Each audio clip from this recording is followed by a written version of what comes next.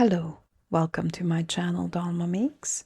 In this video, I want to show you how I made this mixed media fiber art project with a cross stitch of Growlithe.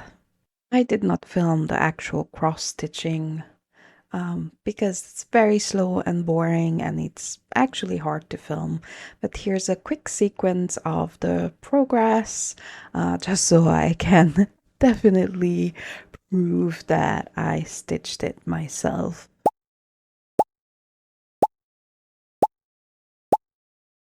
I found the cross stitch pattern just by googling Pokemon pixel art.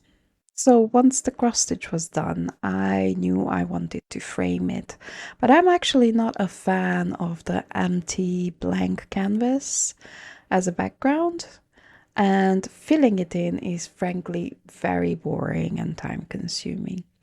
So instead of that, I thought, what if I make a teeny tiny landscape as a backdrop for Growlithe?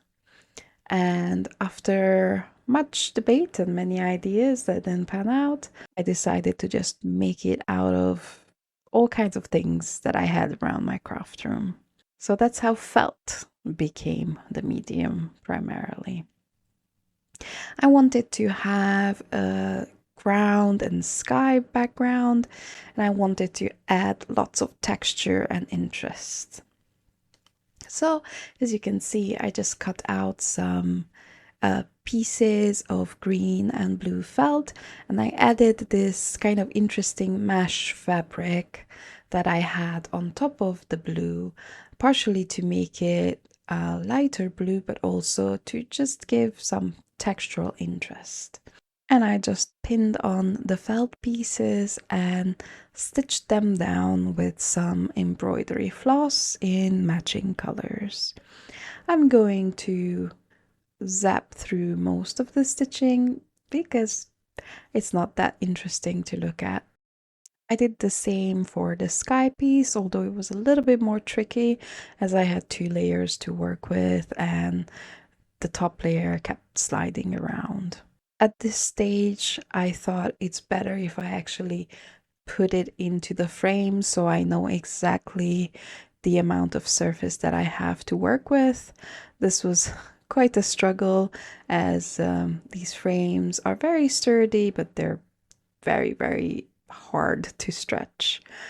I cut off the excess and then I started playing around with some silk leaves I had. Basically, I'm just stitching them on along the pattern of the veins in a matching green colored floss and basically creating like a little landscape. I wasn't really sure how to add Growlithe onto this piece without running the risk of my stitches from the cross stitch running off the edge. But I took a risk and I cut it out quite close, like leaving about a pixel and a half's worth of space, and was just really careful in handling it.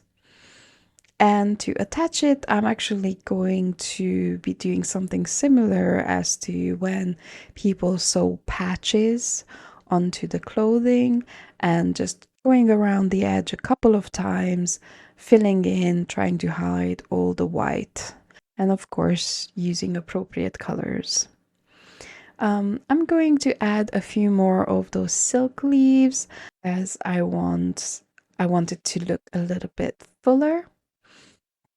And I'm playing around with the placements, and after I've decided, I'm just gonna stitch them right on. I wasn't quite happy at this stage. I wanted even more dimensional elements, so I thought, let's introduce a completely different medium.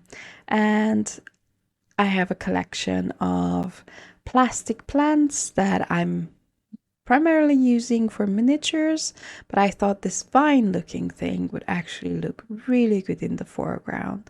And I just carefully stitched that on as well.